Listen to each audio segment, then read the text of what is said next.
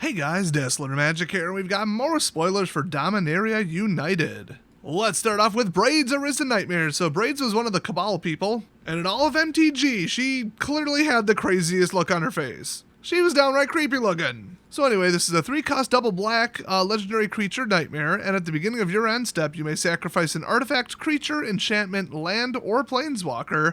If you do, each opponent may sacrifice a permanent that shares a card type with it. For each opponent who does not do that, they lose 2 life and you draw a card.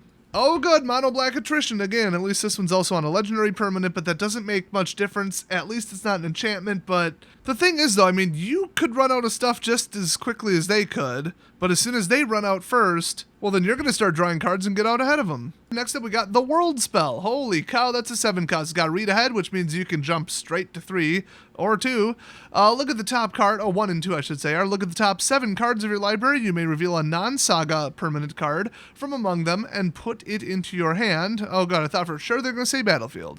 Put the rest on the bottom of your library in a random order, okay? And then put up to 2 non-saga permanent cards from your hand onto the battlefield.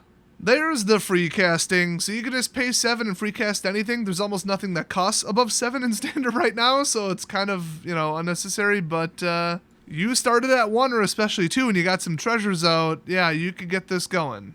Well, I mean, use the treasures to get this out. Next up, Impede Momentum. It's a 2-cost blue sorcery, tap target creature and put 3 stun counters on it. Ooh, here we go. A stun counter says if a permanent with a stun counter would become untapped, remove 1 from it instead. So basically it stays tapped for another turn. This is just like a thing that's existed for a long time. The whole, I called it an ice effect because that's usually what it was. It was on like ice themed card names. And it was always blue, so I guess they're doing a stun counter now and just calling it that so that you don't have to forget. You can just put the stun counter on there and just know. So not much that changed. It's a really good effect too. It's one of the more fair things that blue does. So I'm actually pretty excited about that. I think this is what Mark was talking about in the teaser where he said there would be a new evergreen counter. So that means they're going to keep doing it past just this set. So anyway, the second part is Scry 1. Stun and Scry, there we go. I mean, this is a common, it's a 2-cost, it's not that great, but it's still really good, especially in draft. Next up, Herd Migration. It's a 7-cost green. Makes me think that either a bunch of these cards are unplayable or they're going to have access to mana a little bit out of control. And like I said, that's going to be a really bad thing for starting out, post-rotation. So it has Domain, and its specific effect is create a 3/3 green beast creature token for each basic land type among lands you control. So of course, not just basic lands can have a basic land type. I didn't mention that because I thought it was really obvious, but some of them do, some of them don't. Basically, if a dual land or a triple land or whatever has, Forest Island written on it, well then that's a forest and an island. It accounts for both. They're typically referred to as fetchable lands. You can look into it, which ones do and which ones don't, but in standard, not many do. So if you pay 2 green and discard Herd Migration, search your library for a basic land card, reveal it, put it in your hand, then shuffle, you gain 3 life.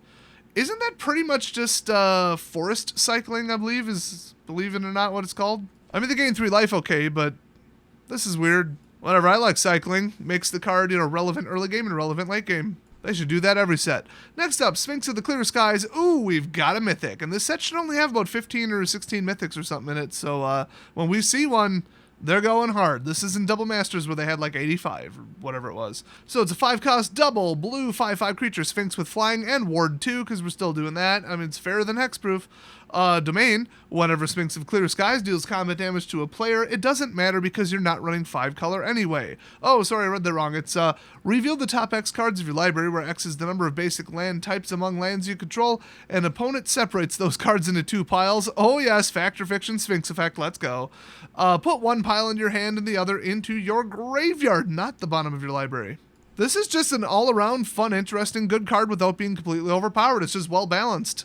I'd say hopefully that's an indicator of things to come, but I think you've seen the other 2 cards that I have issues with in the set already.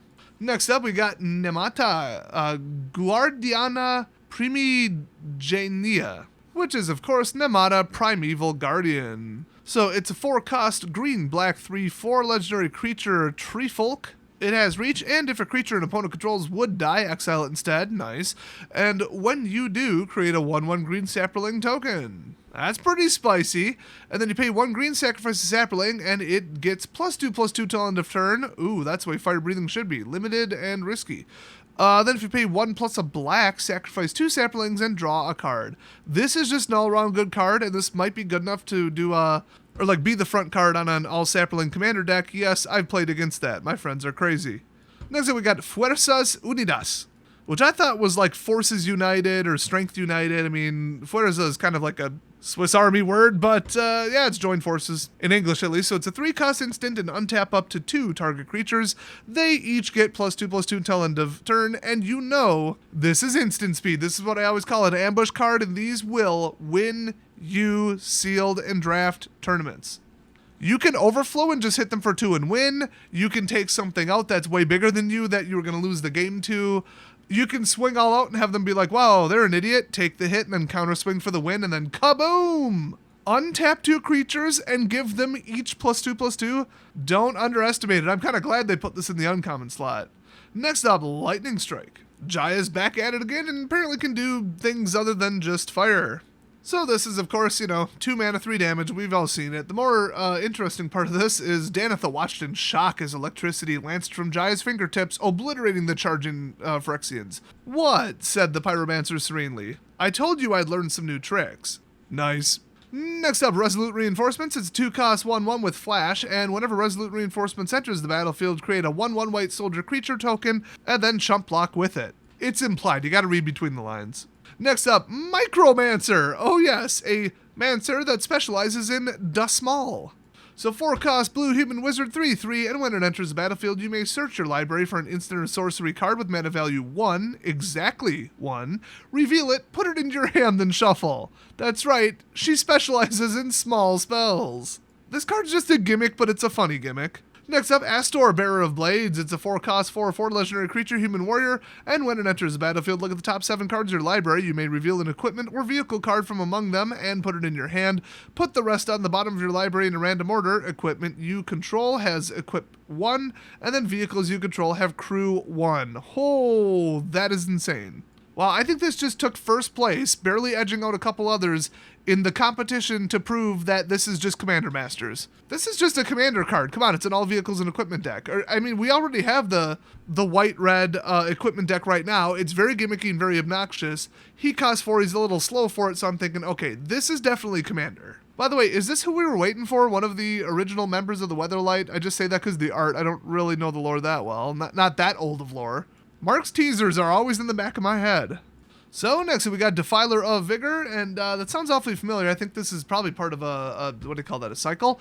So this is a 6/6 for 5 double green Phyrexian Worm with trample. Oh, this does look familiar, okay.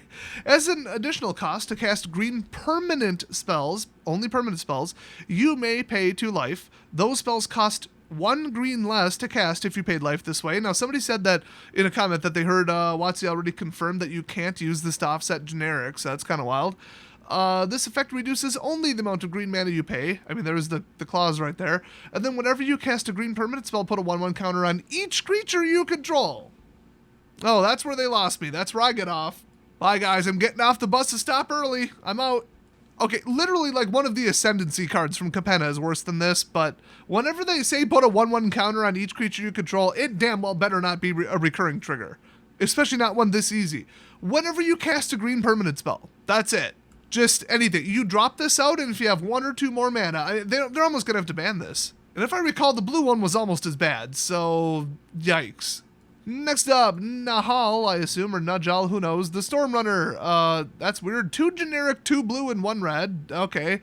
Ifrit Wizard, legendary creature. Nice. And 5/4. So it's Quicksilver meets the Iron Giant meets Lord of the Rings. Neato. Anyway, you may cast sorcery spells as though they had flash. We actually haven't had that in the game for a while. And if they're going to do something that powerful, it should cost 5. When Nahal will go with the Stormrunner attacks, you may pay 2 generic. If you do, when you cast your next instant or sorcery spell this turn, copy it. And that's where I get off. I'm leaving. Okay, I'm not going to say it again, but yeah, that's crap. This is annoying. You may choose new targets for the copy. I'm already totally done and over with this stupid spell cloning mill deck. Okay, I doubt that'll survive rotation. I hope not. I don't build the decks and look, oh, is this going to be rotation proof? Especially when they're toxic cancer aids. But for 5 and you can blow them away with a spell, and you have to attack, and you have to pay 2. That's a lot of hands, but you can cast a sorcery in the middle of combat, and he doesn't have haste. So they're skating the line here, but they must not have thought he was that good because they put him in the uncommon slot. So maybe they're onto something. They usually are just wrong, but we'll see. Next up, Tolarian Geyser. It's 3-cost blue sorcery and has kicker 1 white. And it says, return target creature to its owner's hand, which for 3, okay, sure, it's sorcery speed, but then draw a card, cool. And if this spell was kicked, you gain 3 life. That is just all around not very good, but that's fine because they just had to ban one of the bounce cards, so yeah, if you ask me, they should ban the rest. Next up, Tolarian Terror, aka Brian's channel. And it's a 7-cost creature, Serpent, common, this can't be good, 5/5, but it costs 1 less to cast, generic, for each instant or sorcery card in your graveyard, and then ward 2. Okay, that's just a good solid card. The only problem is, what would this go in? Well, obviously, like a 50% spells deck, and then you're just like, well, I mean, if I can get it out for 1 earlier than I would have 7 mana, I'll put 1 or 2 in the deck. And nobody likes blue-based decks that are mostly instants and sorceries. Nothing good can come from that. Next up, Vine Shaper Prodigy. It's a 2-cost 2/2 Elf Druid with kicker 1 generic, 1 blue. Oh, what are they, the new merfolk now? Ugh.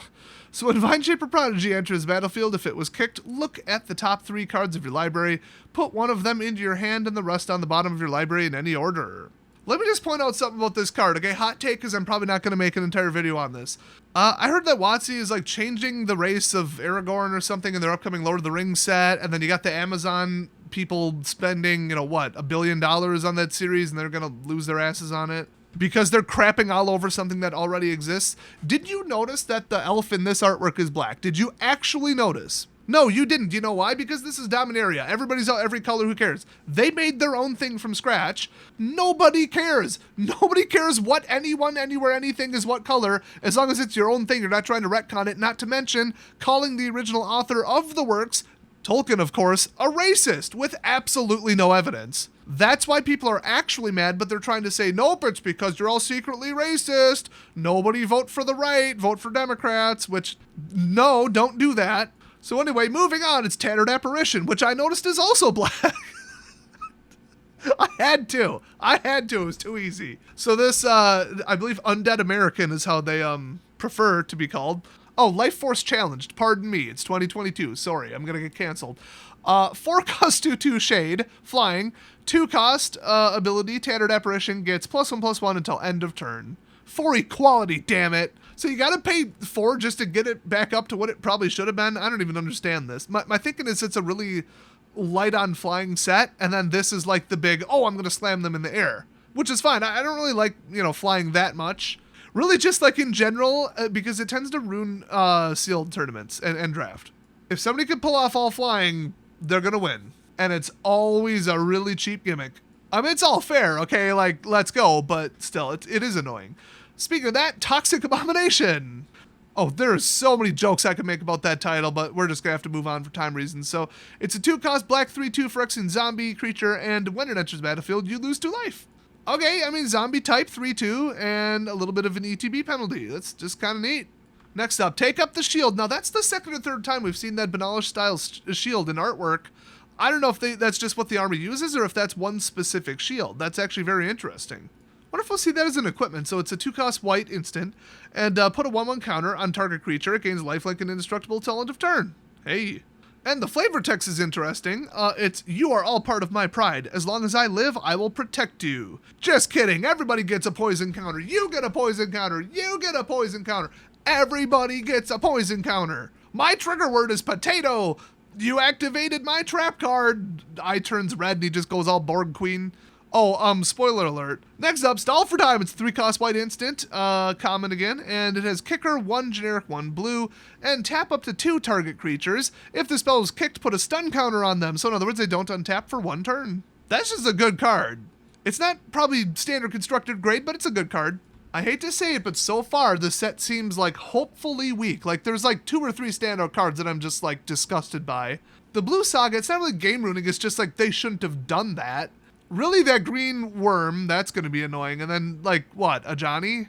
I have like 1 or 2 others. So, you know, that's low for them. And the rest of these seem really low powered, which is very, very, very good. Post-rotation, you do not want to just drop the power set on everyone when they're hopefully trying to drop the power level in general to correct things.